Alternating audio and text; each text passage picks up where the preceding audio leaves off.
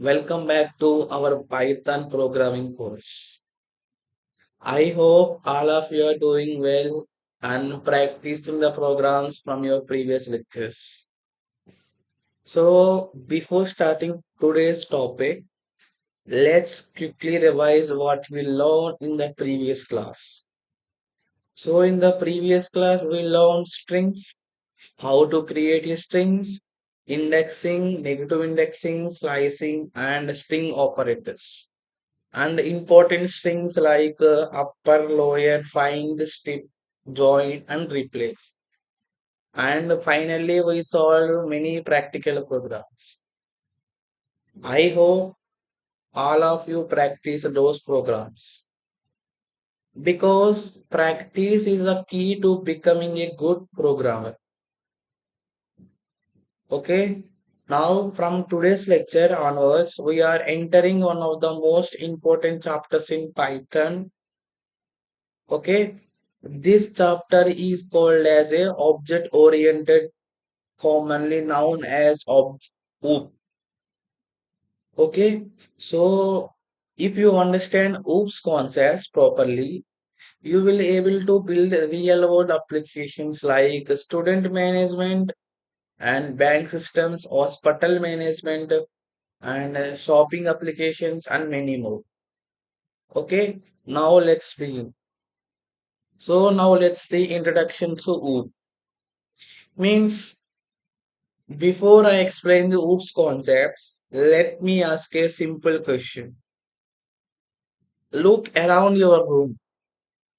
Can you see a laptop, a mobile phone, a chair, a fan, a water bottle, a book? All these things are called as the objects. Every object in the real world has two things. Okay, that is properties, means attributes.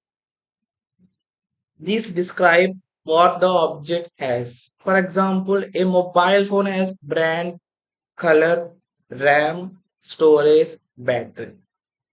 These are its properties. Okay. Now let's see the behavior. Means methods like this describe what the objects can do. For example, calling, messaging, taking photos, playing music, browsing the internet. These are the behaviors. So the same concept is used in object-oriented programming. Instead of thinking only in terms of variables and functions, we think in terms of the objects.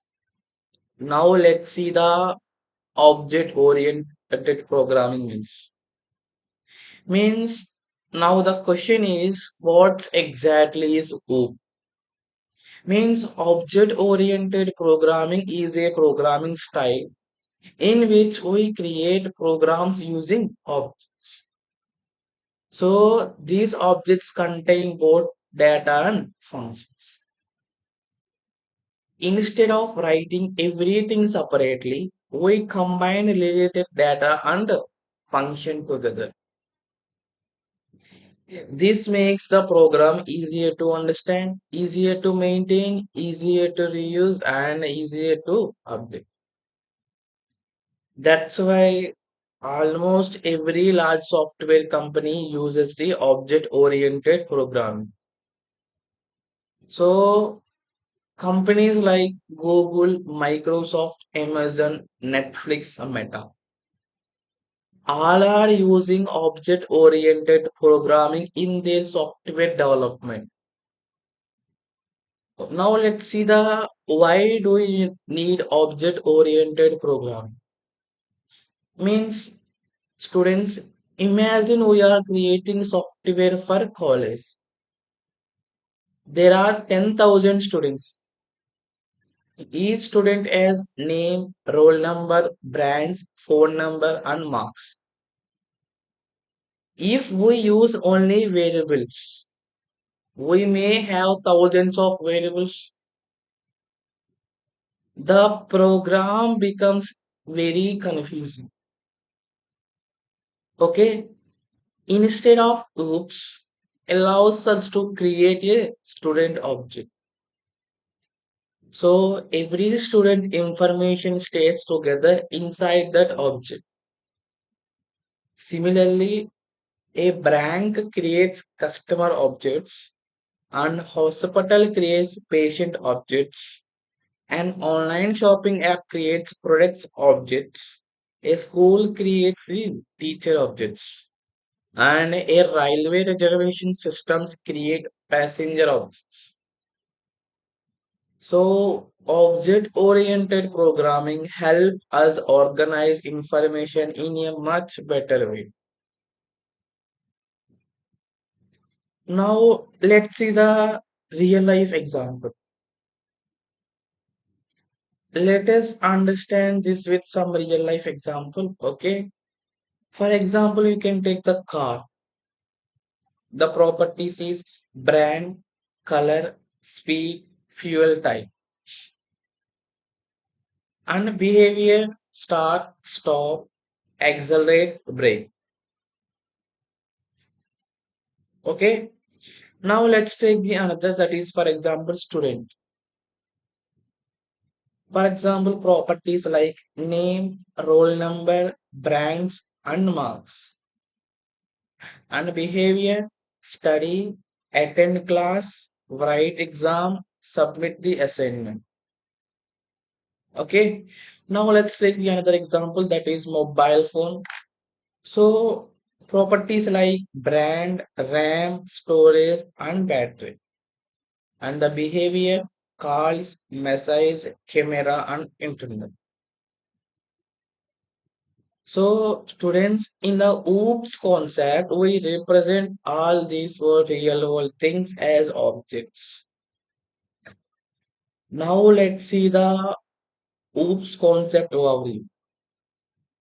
Okay, for example, now students, I have displayed important diagram. Okay, so this diagram shows the main concepts of object oriented program. So in today's, let us understand what each term means. We will study each one in detail with programs in the upcoming. Okay, so now let us discuss the class. For example, a class is like blueprint or template. If your builder wants to construct many houses, he first prepares a blueprint. Similarly, in Python, a class is a blueprint for creating objects. Okay, now let's see the objects. Means an object is a real instance of class. For example, blueprint to house, class to object. And one class can create many objects. Now let's see the encapsulation. Means encapsulation means keeping data and methods together inside one unit and protecting important data from direct access. So we will learn in the next part, okay? Detailed coding. Now let's see the data abstraction. Means abstraction means showing only the important details while hiding the unnecessary implementation details. For example, when you drive a car, you only use a steering and accelerator, brake. You don't need to know how the engine works internally. Okay, that is about the data abstraction. Now let's see the inheritance. Means inheritance allows one class to inherit the properties and methods of another class. For example, a car is a vehicle. A bike is also a vehicle. Instead of writing the same code again and again, we can inherit the common features. Okay. Now let's take the polymerism. means one thing many forms means the same method can behave differently depending on the object. We will understand this through practical coding later. Okay. So now let's see the dynamic binding means Python decides which method should execute while the program is running. We will see in the next part with inheritance and polymerism. Okay, so now let us see the message passing means objects communicate with each other by calling methods. So this communication is called as a message passing. So in the next part, okay, see the classes in Python. So without understanding classes, we cannot understand object oriented programming. Now let's begin. Okay, so first of all, what is a class? Students, imagine a builder wants to construct 100 houses. Before building houses, the builder first prepares a design. The design is called as a blueprint. So the say blueprint contains number of the rooms, number of the doors, number of windows, okay, and structure of the house. Using one blueprint, many houses can be built. Similarly, in Python, a class is a blueprint used to create objects. Remember this definition. So, class is a user defined blueprint from which objects are created. Okay, now let's see the real life example. Let us understand with a student example. Suppose a college has student 1, student 2, student 3, student 4. Every student has name, roll number, and branch. Instead of writing separate code for every student, we create a student class. Then we create many students objects from that class. Okay. Now let's see the why do we need classes. So without classes, for example, imagine storing data for 10,000 students. It's very difficult. For example, name 1 equal to Rahul. Okay. And roll 1 equal to 101. So around 10,000 students, it's very difficult to calculate without classes. So now with classes, for example, student create object student 1, 2, 3. It's much easier. That's why classes are important. Now let's see the syntax, class syntax. Class student, okay, and pass. So see here means class means keyword used to create a class, okay, and student means class name, and a semicolon starts the class block, okay, and the pass temporary placeholder. Python gives an error if the class body is empty, so we use pass. So running the now let's run the program. Nothing happens. Why? Because we only created the blueprint. We have not created any object yet. Okay. Now let's see the naming rules for classes. For example, good example, student, employee, bank account. And bad example, student, bank underscore account. Not wrong, but not the standard style. Now let's create a simple class. Okay. Now let's see class student. Okay. And name equal to Rahul.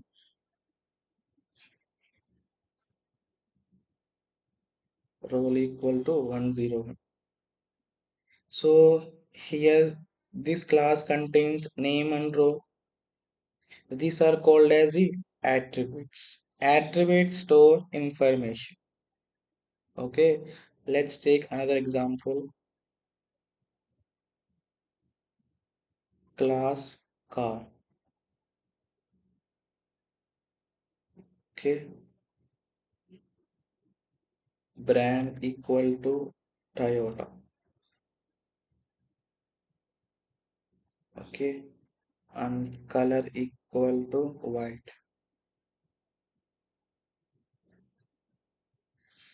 So let's question for students. What information does this class store? Pause the video and guess the answer.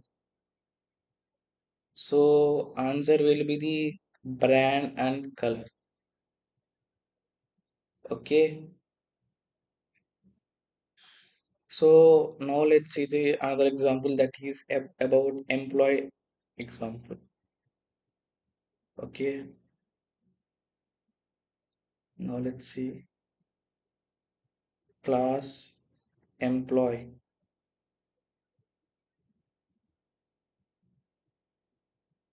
Okay. And name equal to Ravi.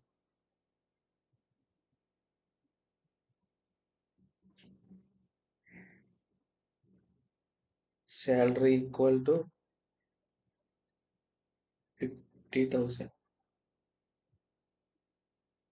Again, name and salary are attributes. Now let's see mobile example. Let's take mobile example. Okay. So class mobile. Okay. And brand equal to Samsung.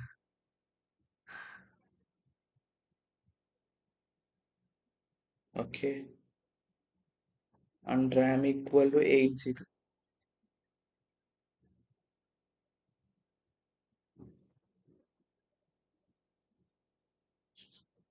And storage equal to 128.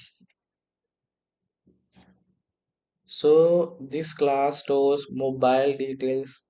Okay. So let's understand blueprint concepts. So remember one point, a class itself is not a real object. It is only a blueprint. For example, blueprint is not equal to house and class is not equal to the object. Means a class only defines the structure. Objects are created later. Okay. Now let's see the practice. Okay. Class laptop.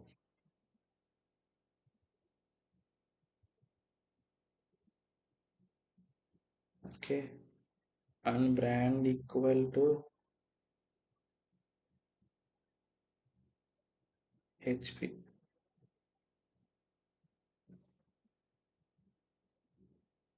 RAM equal to 16 GB.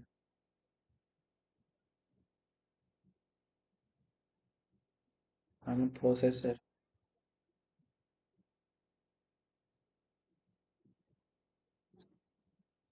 i5.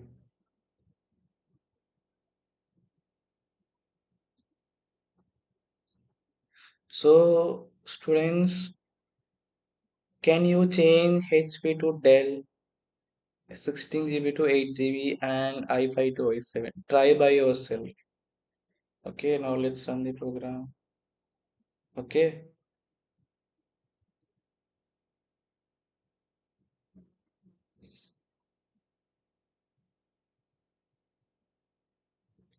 Now let's take another example. For example, glass book. Okay, title equal to Python basics.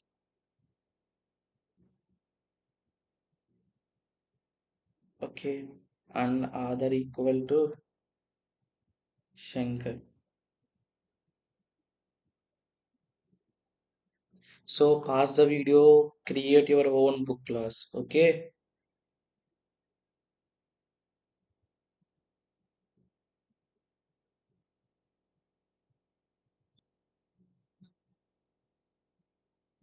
and let us take an example. Suppose college, class college,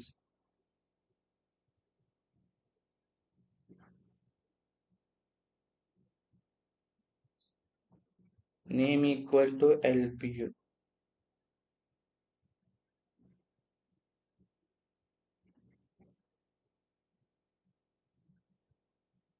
Okay, and city equal to Punjab.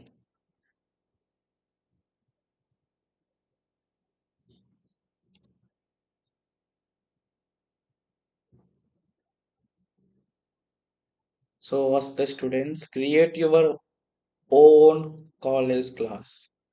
So now create your own class, college class. Okay. Now let's see the common beginner mistakes. So forgotten the semicolon. For example, class student. So here forgotten the semicolon. This is correct. And indentation is very important in Python. And spelling mistakes. Okay. And now let's see the objects in Python. So before starting objects, let's see some part. Okay, imagine that an engineer prepares a blueprint. Can you live inside the blueprint? No. The blueprint is only a design, and the actual house is built using that blueprint. Similarly, a class is the blueprint, and an object is the real thing created from that blueprint. Okay, and let's see the simple definition for that. An object is an instance of the class. Simply remember, class means blueprint and object is equal to real instance. One class can create many objects. Okay, now let's see the real life example. For example, student. Class is equal to student. Objects like Rahul, Priya, Amit. All of them are the different students, but all belongs to the same student class. Now let's take another example that is about car. Means class equal to car. Objects like Honda City, Tata Nexon, Maruti Suzuki. Each car is an object. Okay. Now let's create another example that is about mobile. Means class equal to the mobile. Objects like Samsung Galaxy, Vivo Y39, okay, iPhone 16. So all these mobiles are object created from the mobile class. So students always remember that point. One class can create multiple objects. Okay. Now let's see our first object in VS Code. Now let's see. So class student. Okay. And name equal to Rahul. And role equal to 101. Okay, student 1 equal to student, and print student1 dot name. Okay, and print student1 dot roll.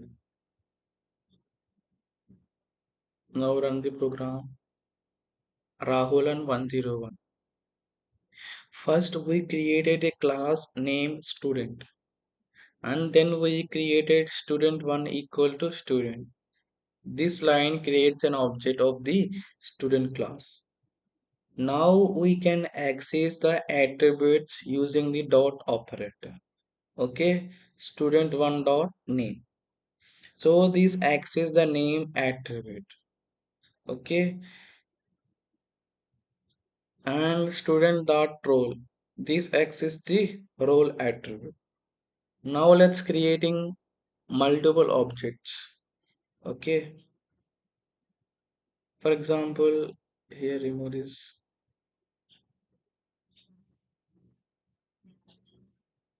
Okay,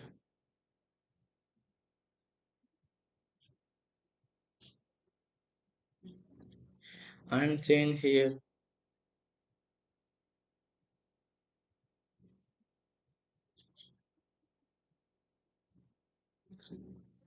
Okay, and print student1 dot name.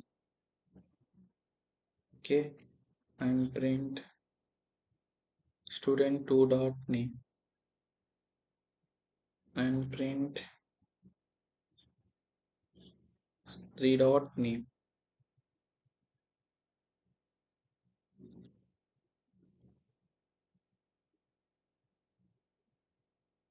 Okay, now let's run the program. Rahul. So here we created three different objects from the same class. Okay, now let's take another practical example. Okay, class car and brand equal to Toyota, and color equal to white. Okay, car one equal to car. Okay, and print car one dot brand. Okay, and print car one dot color. Now let's run the program. Toyota and white. So students notice we are accessing the data using the object. So this is one of the biggest advantages of the object oriented programming. Now let's type another example that is about mobile example. Okay, so class mobile. Okay, and brand equal to Samsung. Okay, and RAM equal to 8 GB.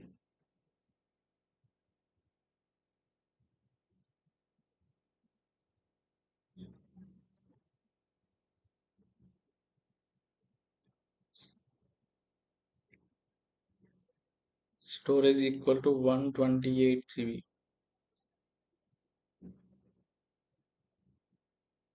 Phone equal to mobile. Okay,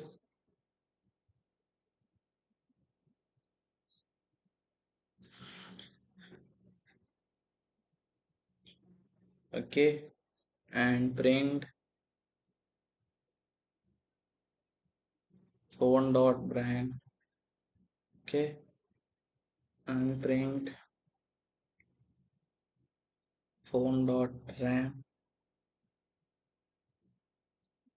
and here print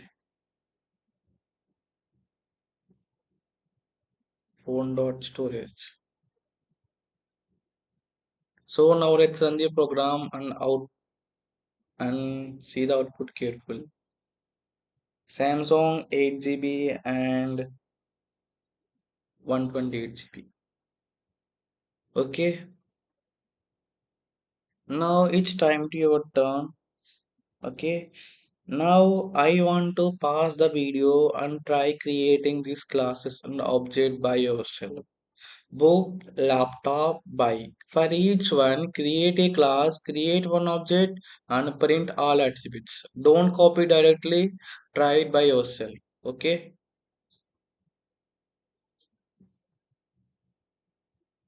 and now let's see the another part, that is constructor and the C keyword. We discuss, okay, means let's see. First of all, why do we need the construct? For example, imagine you buy a new mobile phone. When you switch it on for the first time, some basic setup happens automatically. So, language selections, date and time, Wi-Fi setup, and user account. You don't have to write this process every time. It starts automatically. Similarly, in Python, when you create an object, sometimes we want some code to execute automatically. For this purpose, Python provides a special method called constructor. Okay, now let's see what is constructor. Means constructor means it is a special method that is called automatically whenever an object is created. In Python, constructor is written as, for see here, int. Okay, so notice that spelling carefully. So there are two underscore before in and two underscores after end. Many beginners make mistakes while typing. Now let's see our first program. Okay, so class student.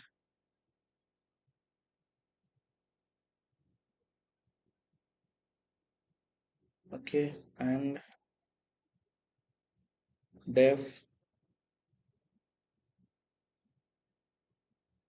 int self. Okay, and print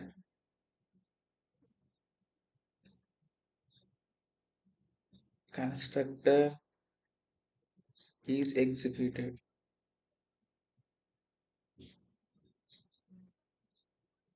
Okay,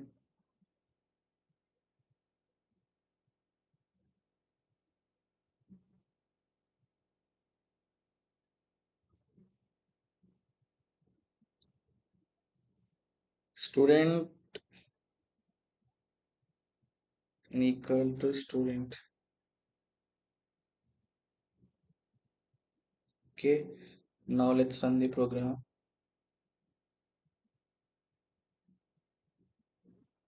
Constructor is executed. So notice something important. We never called in function manually. Still it executed automatically. Why? Because whenever we create an object, student one dot is equal to student. Python automatically calls the construct. Okay. Now creating multiple objects. Okay. Let's say, okay, now let's say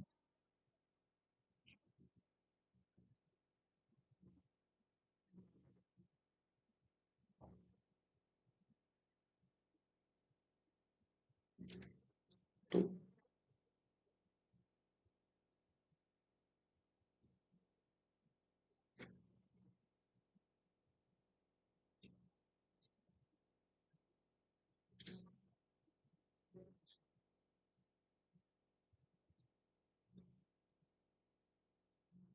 See here, every time a new object is created, the constructor runs automatically. Okay, now let's see the self keyword. Now, students, you may have noticed this line. Def int self. The word self is very important. So it refers to the current object. Okay. Whenever an object calls a method, Python automatically passes the object as a in first argument, that is self. So think of like this, if we have student1 equal to student, then inside the constructor self refers to the student1. If we create student2 equal to student, then self refers to the student. So self always points to the object that is currently being used. Okay.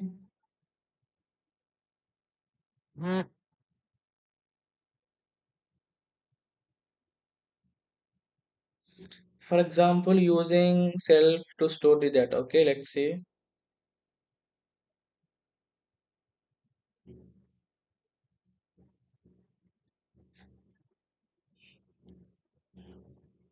class student. Okay, and def int self.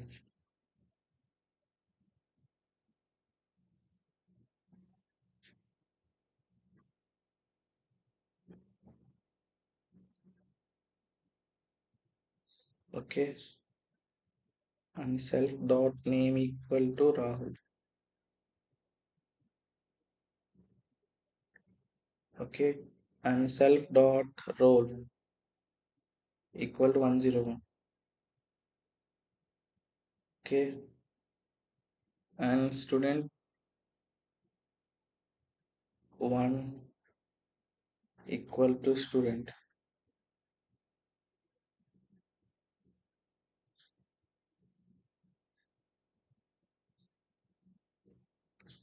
Okay, and print student 1 dot name. Okay, and print student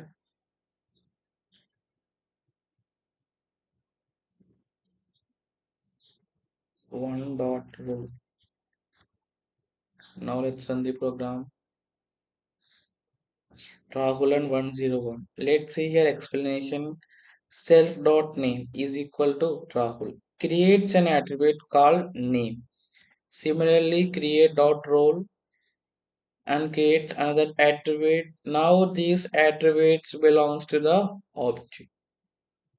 Now let's take another example, practical example. Okay. For example, about car, class car, and int. Okay, self.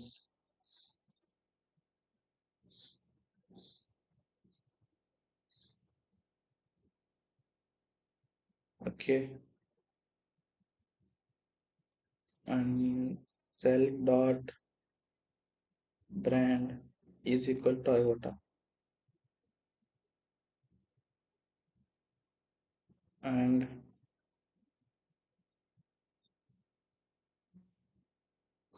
self dot color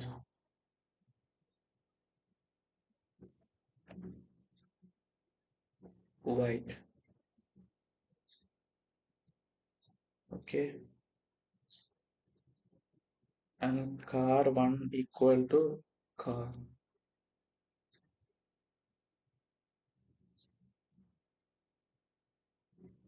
Print car one dot brand. Okay, and print car one dot color.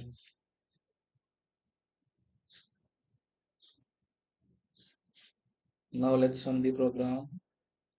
Toyota and white. So students, notice how is easy to initialize data using the construct. Now let's see the some common beginner mistakes. Okay, df no df int cell. So this is one of the wrong, because remember that the point always use double underscore before ent and after int. Okay, remember that point. Always remember that. Okay, and main thing is under semicolon. And here some students are forgotten self. Okay, so it's time to your practice. I am giving two questions. Create a book class. Inside the constructor, store title, author, price, and create one object and print the all the values. And the program number two, create a laptop class, store brand, RAM, processor. Create one object and display the details. Okay.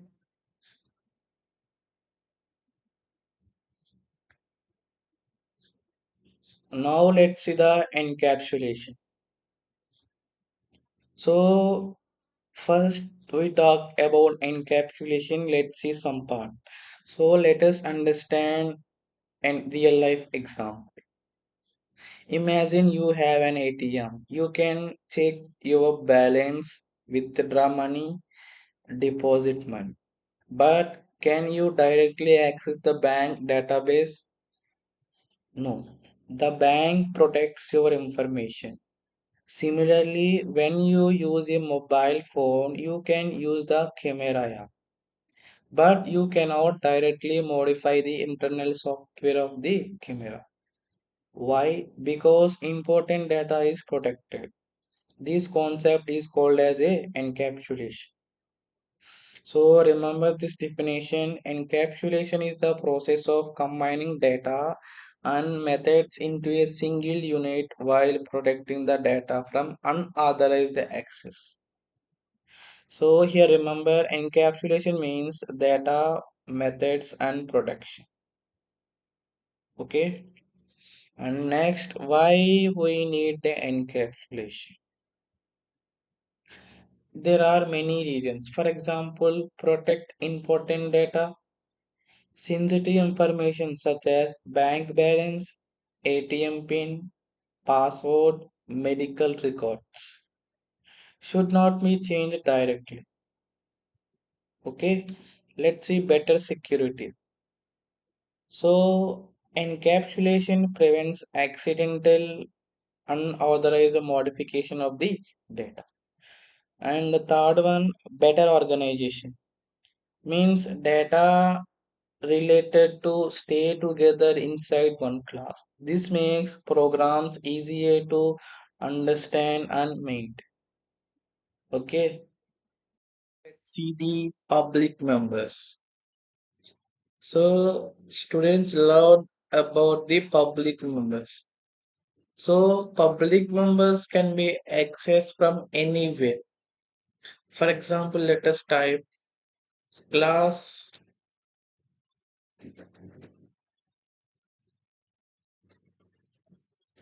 class student. Okay, and def initiate self.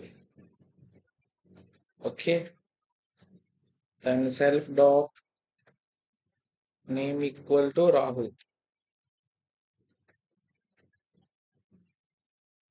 Okay, and self dot role equal to 10.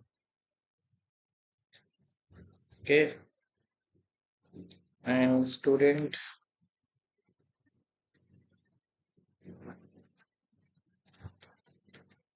equal to student. Okay, and print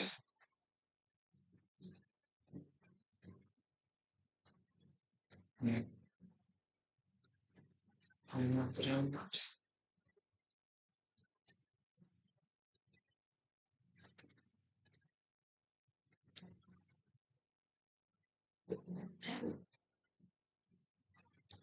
Now let's run the output. Let's see here Rahul and 10. So here students, so self dot name and self dot row are public members. Anyone can access them. Okay. Now let's see the protected members. Okay. Now let's see here. Let's and erase the row.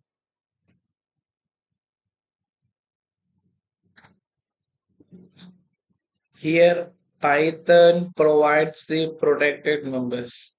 So protected member starts with one underscore.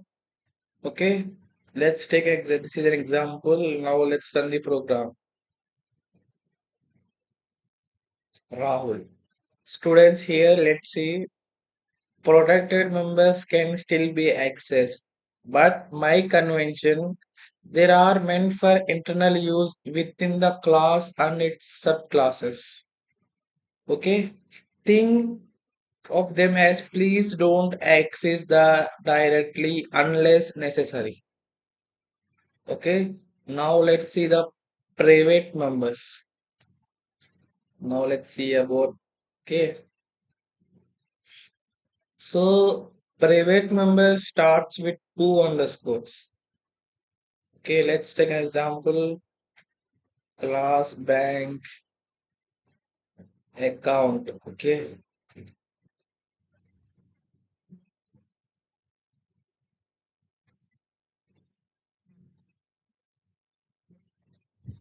okay, and DF initiate self. Okay,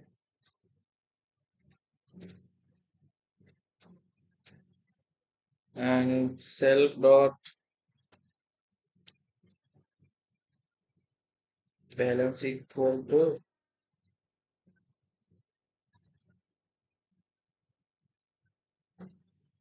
5,000. Okay, and account bank account.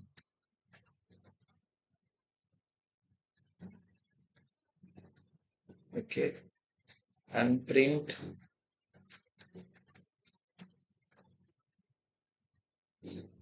account dot balance.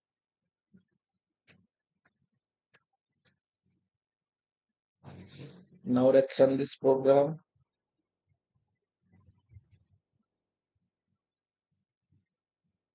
It will give an error because here two underscores.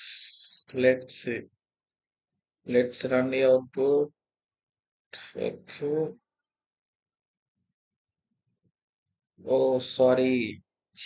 Yeah. So it will get an error, attribute error, because underscore balance is a private. Python prevents direct access to it from outside the class. So this helps protect sensitive information. Now let's take the real life example. Think about your ATM pin. Can anyone see it directly? No. Similarly, private members are used to keep important information safe. Okay. Now let's see the accessing private data using a method. So instead of accessing private data directly, we create a method. Okay. Now let's see here. Okay. Here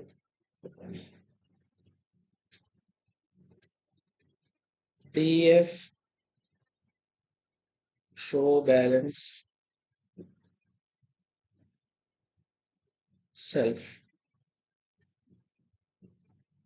Okay, and we will print self dot balance.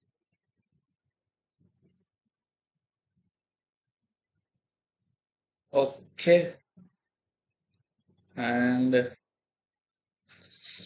here you can change here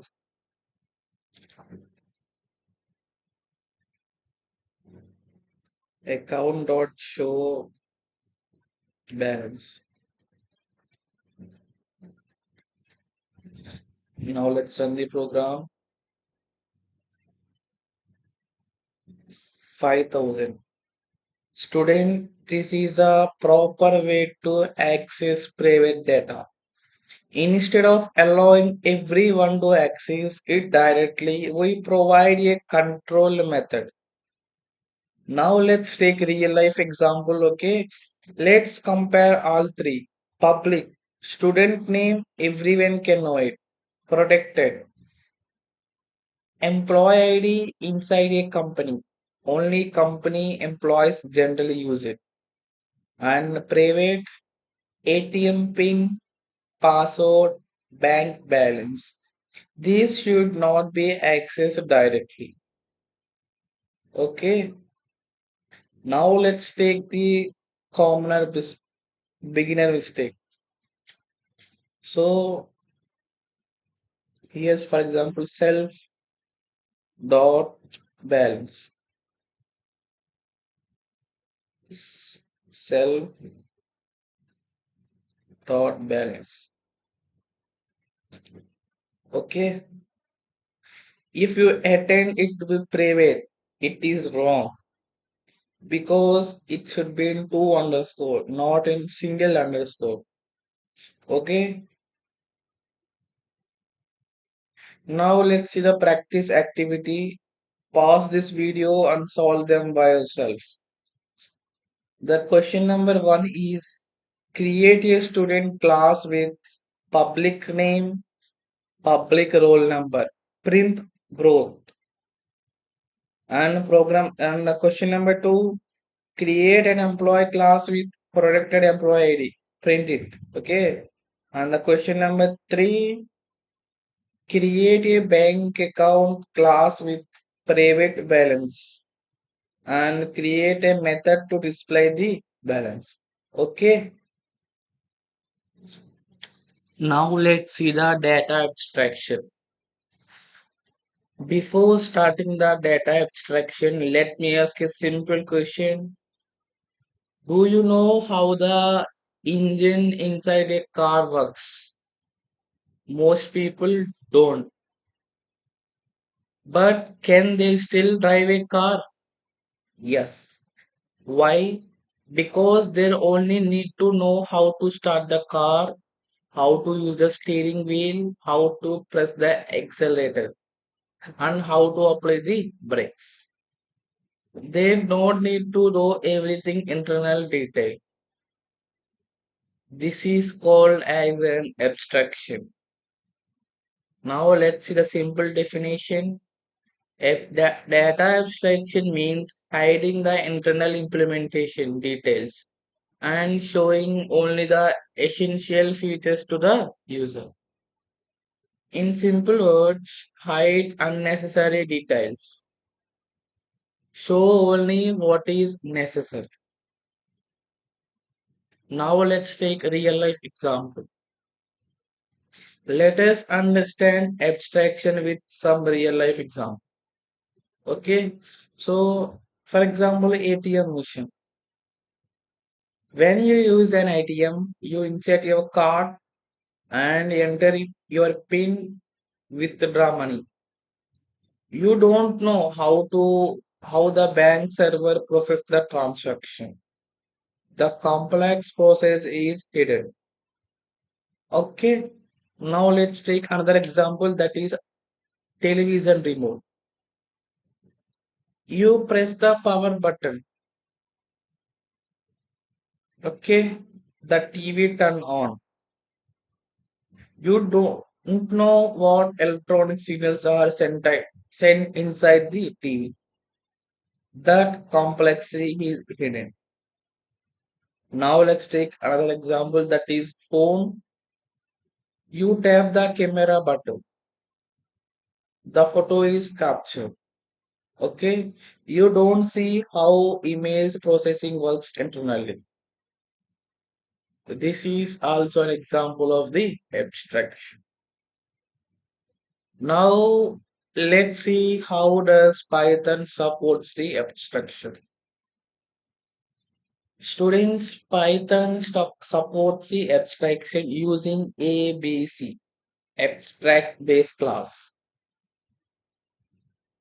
Okay, ABC means abstract base class. So we import it like this. For example, let's see,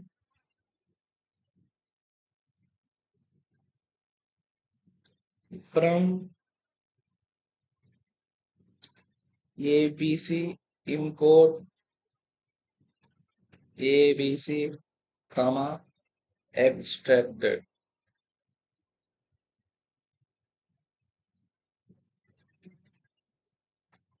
Abstract method.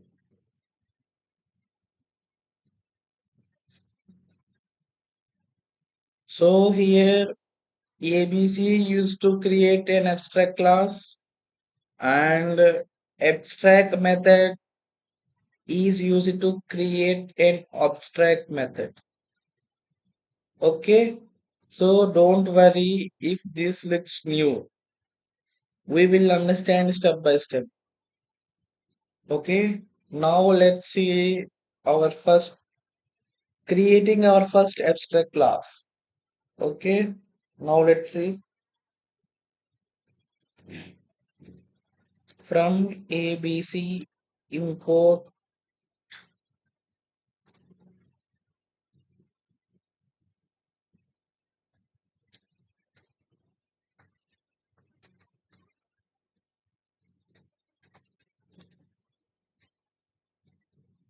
abstract method.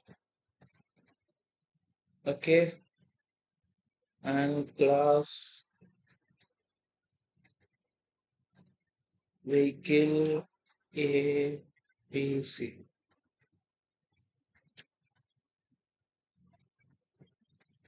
Abstract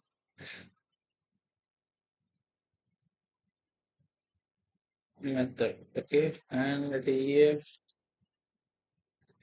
start self.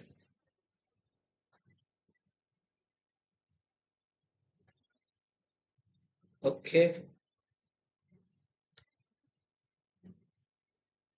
and pass. Now let us understand the code. So here from ABC import ABC abstract method. So this import requires the classes and the class vehicle ABC. So this creates an abstract class. Okay, an abstract method. So this tells Python that the method must be implemented in child classes. Okay, and def start self pass. So this method has no implementation here. It one defines what every vehicle should do.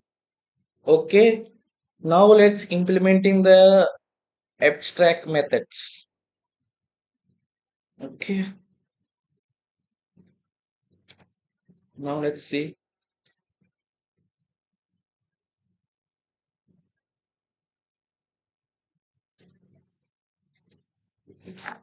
class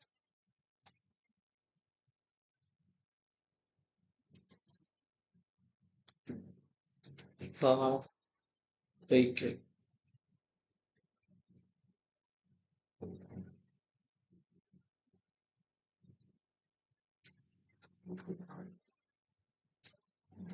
Df start self.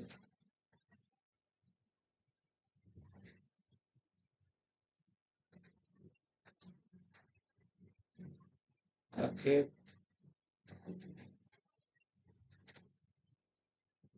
And print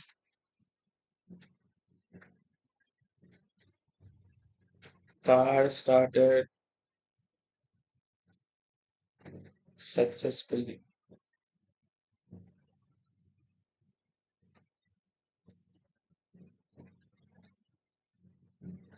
Okay. Car equal to car. Okay. And car dot start equal. Okay. Now let's run the program. Car started successfully. So students notice that car class provides the implementation of the start method. So this is how abstraction works. So the abstract class defines what should be done, and the child class defines how it is done. Okay. Now let's take another example. Okay. Let's take another example.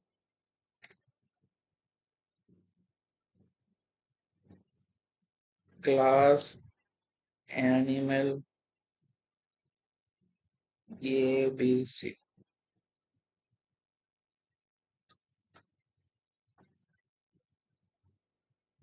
Okay. And no, sorry. Okay. Abstract method df sound method. So okay, and pass.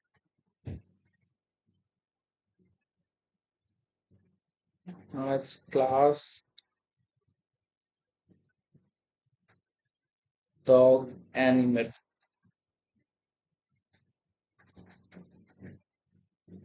Okay, and def sound self. Print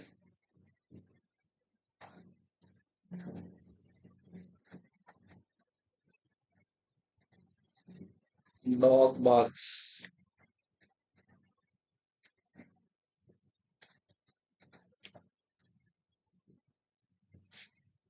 Dog equal to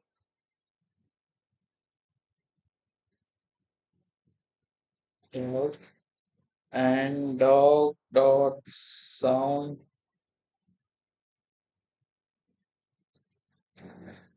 So students here the animal class. Now let's run the output. It gives an error. You will see the output that is dog barks. So students here the animal class defines the method sound, but the dogs class provide the actual implementation. Okay, so now let's see the common beginners mistake. So here starting line should be important. Okay, many of the students think this is the first and after this, so this is very important. Okay, and he was mistakenly forgot the at the rate. Okay,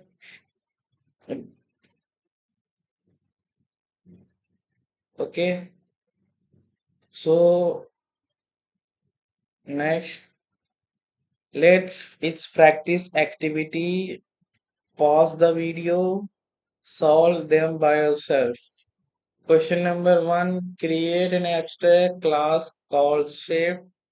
Create an abstract method named area, and create a child class called square and implement the area method. Okay, and I am giving another question. Create an abstract class called employee and create an abstract method called work and create a child class called manager and implement the work method. Practice these programs by them yourself before moving the next part. Okay.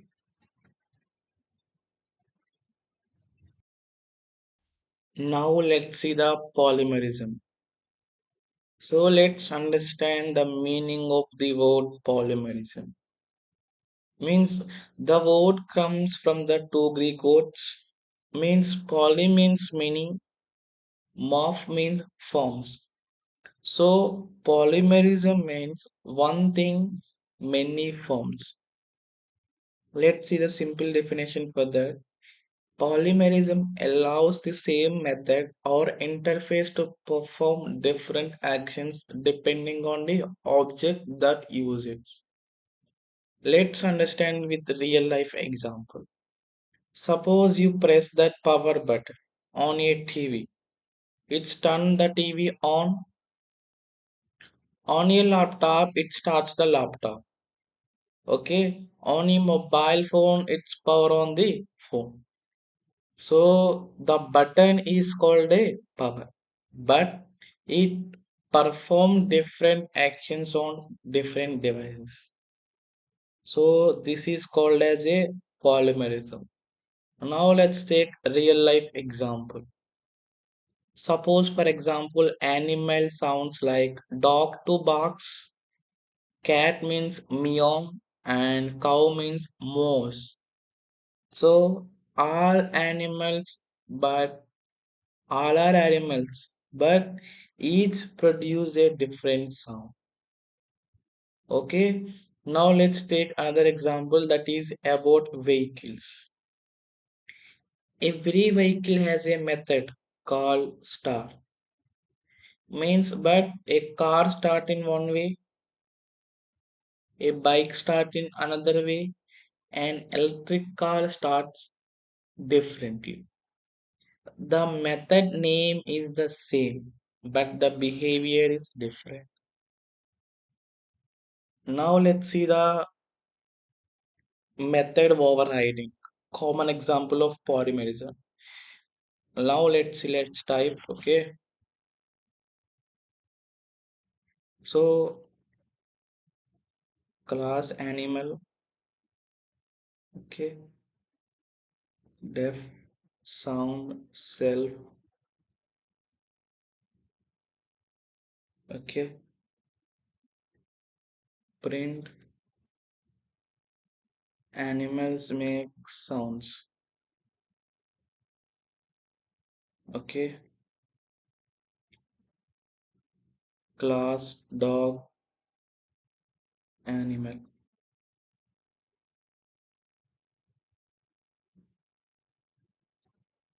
Def sound self. Okay. And print dog box.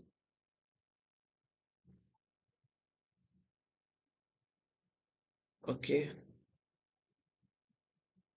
Class cat animal.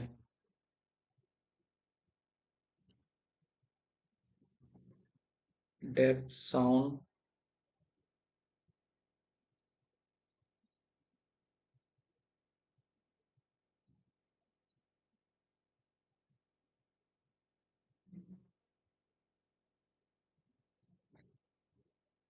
animal.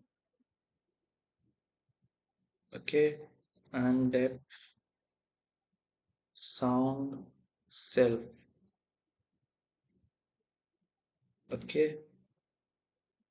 And print cat meows. Okay. So dog equal to dog. Okay. And cat equal to cat.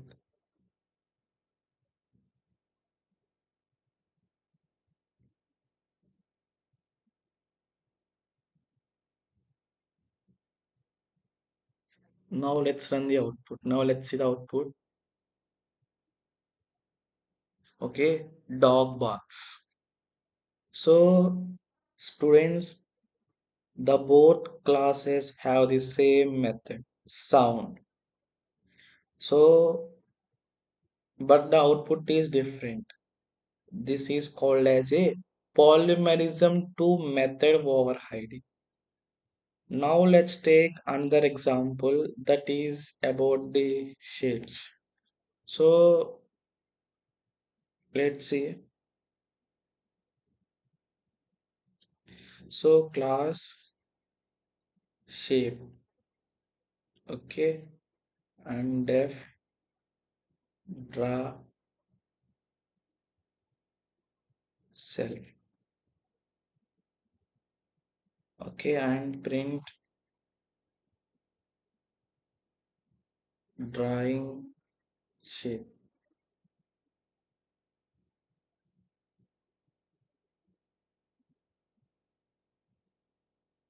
class circle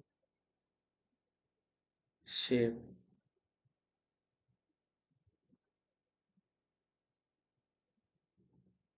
def draw self,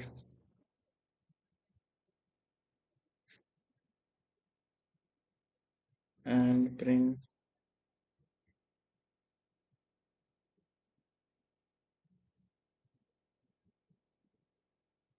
drawing circle,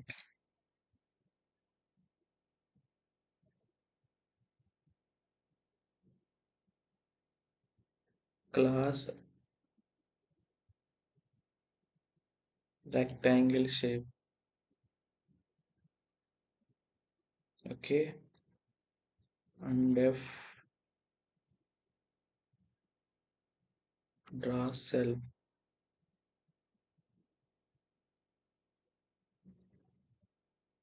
print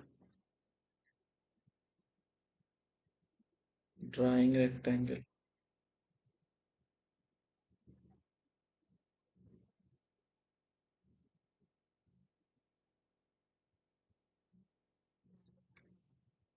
circle equal to circle, okay, and rectangle,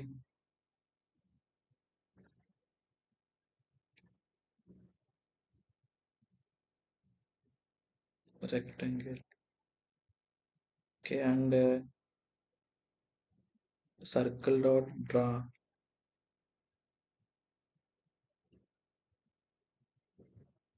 and rectangle dot draw. Now let's run the output here. Now here, sorry. Now let's run the output. Drawing circle and drawing a rectangle. So the same method name draw behaves differently depending on the object. So this is called as a polymerism. Now let's see the dynamic binding. So now let's understand about that. So dynamic binding means that Python decides which method to execute at runtime when the program is run. Now let's understand with an example. Okay.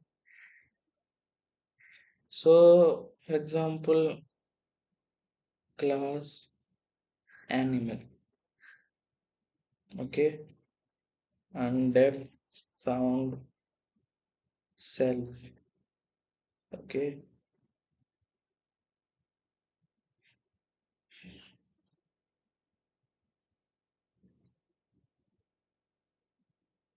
Okay. And print animal.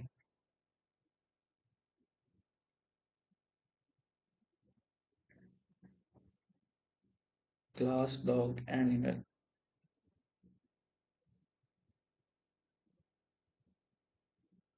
Def sound self. Okay. And print dog box.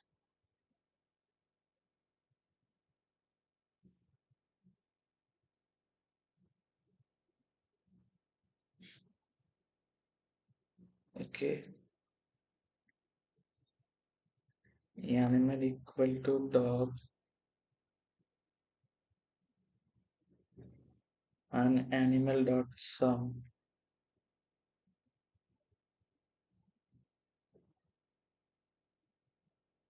Now let's run the output.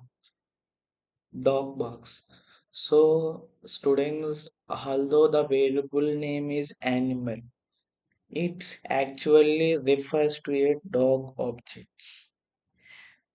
When we call animal.sound, okay, Python decides set runtime to execute the dog class method. So this is called as a dynamic binding. So let's see the advantages of the polymerism. Means students, why is polymerism useful? Code reusability means we can use the same method name in different classes. And the second, easy maintenance. Programs becomes easier to update. And the third, better flexibility. The same interface can perform different tasks. And the fourth one, cleaner code. We write less code while supporting different behaviors. Okay, now let's see the common beginner mistakes. So, thinking polymerism means changing the method name. No, the method name remains the same, but the implementation changes. And the second for mistake, that is forgetting inheritance while overwriting methods. Usually, method overwriting happens in a child class. And the wrong indentations, always check your indentation carefully. Now it's time to your turn. Pause the video. Okay. So question number one is create a Bart class with a method fly. Create side class sparrow eagle and override the fly method. Now let's take another example. Create a payment class and create side class credit card UPI. Implement a method pay. Display different messages for each payment method. Okay. Practice these programs in VS Code before moving the next part. Okay. Now let's see the message passing. Means first understand message passing with a simple real life example. Suppose you are in a classroom. A student asks the teacher a question. The teacher replies with an answer. Here communication happens between two people. Similarly, in object oriented programming, objects communicate with each other by calling the methods. So, this communication is called as a message passing. Let's see the simple definition. Means it is the process by which one object communicates with another object by calling its methods. For example, simple remember that objects calls method, another object response. Now let's take real life example. For example, WhatsApp. You send a message to your friend. Your friend receives it and replies. Objects communicate in a similar way. Okay, let's take another example that is about restaurant. A customer gives an order, and the waiter passes the order to the kitchen. The kitchen prepares the food. The waiter brings it back, and communication is happening through messages. For example, let's take another example that is about bank. You request a balance check. The bank system processes your request and returns the balance. So this is also called as an example of the message passing.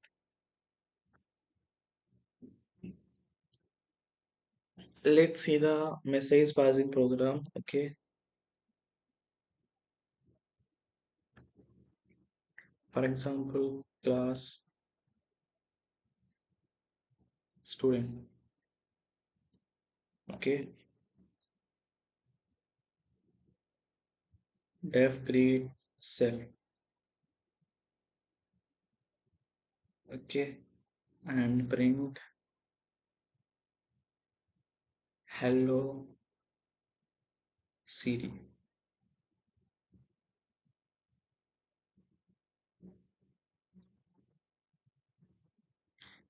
Class teacher.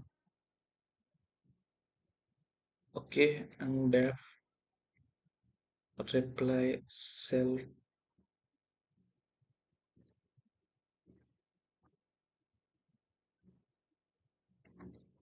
comma student.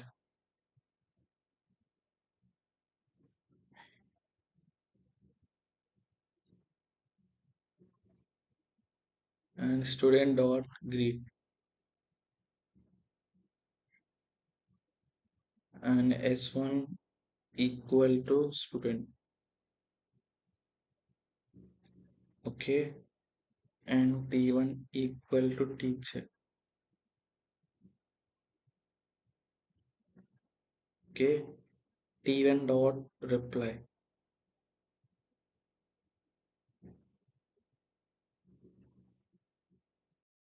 S1. Now let's run the program. Hello Siri. So students, the teacher object calls the greet method of the student object. So this is the communication between two objects. So that communication is called as a message passing. Now let's see the mini project for that. Okay. For that, now let's see. So let's see here. Now let's run the output. Student name Rahul, roll number 101 and branch CSC. So students, let's understand program the step by step. We created a class, student class, and we used constructor to initialize the student details. Okay, so we stored the values using self. Okay, we created a method called display. Okay, to print the information, and finally we created object called method. Now, how several object oriented programming concepts work together. So, class, object, constructor, self, and methods. So, this is how object oriented programming is used in real life applications. Now, let's see the another activity for students. Now, let's see our activity. Pause the video and try by yourself. Try adding A's phone number, email address. Then update the display method to print all the information. This small practice will improve your confidence in object oriented programming. Remember this point, okay?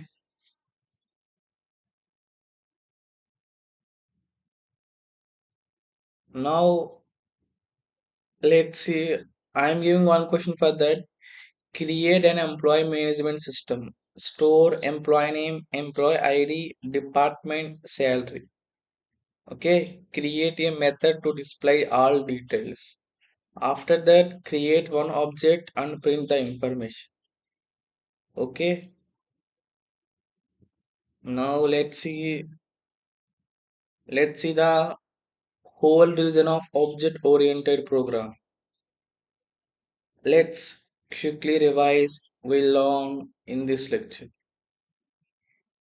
Means first of all class means a class is a blueprint or template used to create objects. For example, student, car, mobile, bank account. And second one we discuss object means instant of class.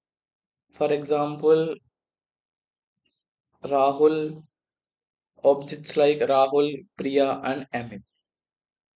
Now let's see the another one, that is constructor. Means it is written as, let's see, constructor means here, let's see here, int. Means it execute automatically whenever an object is created. And we discuss self keyword means refers to the current objects. And it helps us accessible variable and methods inside the class. Now let's say the encapsulation means keeping data and methods together while protecting important information. For example, ATM pin, bank balance, password.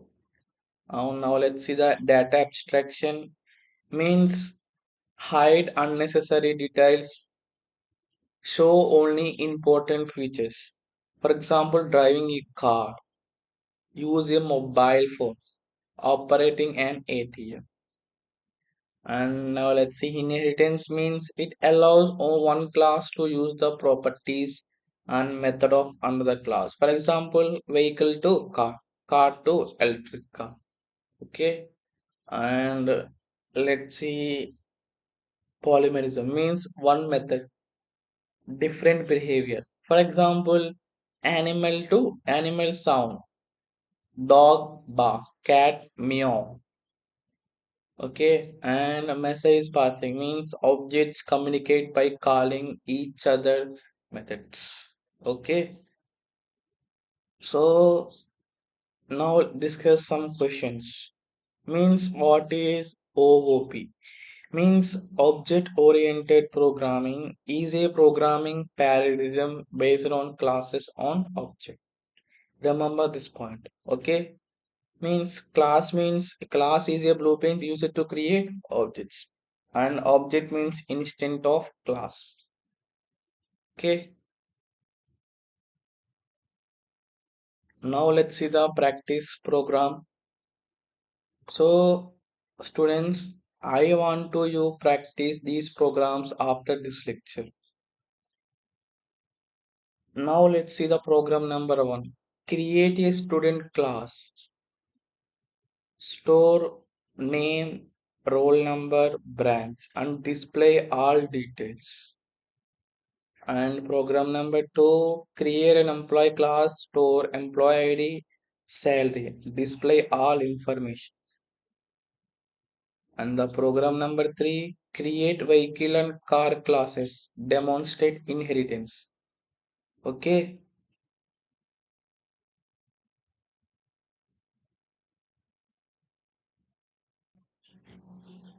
okay. Now let's see the common beginner mistakes. So here are some mistakes beginner often make. For example, forgetting to write self inside methods and forgetting to call the constructor correctly, incorrect indentations, and using wrong class names or object names, forgetting the parentheses while creating the objects, accessing private variable directly, and no, not practicing enough. Remember this point, programming is learned by writing code, not just watched by videos. Okay, so today we completed one of the most important chapters in Python, that is OOPS, class and object, constructor, keyword, encapsulation, inheritance, polymerism, and message passing. So now you have a strong foundation in object oriented programming. So thank you for watching this complete object oriented programming lecture. I hope this lecture help you understand object oriented programming from basics in a simple and practice way. Do not forget to practice every program shown in the lecture. Complete today's assignment, okay, and revise the concepts regularly. solving coding problems to strengthen your understanding. Okay, if you enjoy this lecture, please like the video and share it with your friends. Subscribe to my channel. Okay, so in the next lecture, we will start a new chapter, that is file handling in Python, and where you will learn file opening and closing file, reading data from files. Okay, so thank you once again for joining today's class, and keep learning, keep practicing. Remember, every expert programmer was once a beginner. So, see you in the next lecture. Have a great day.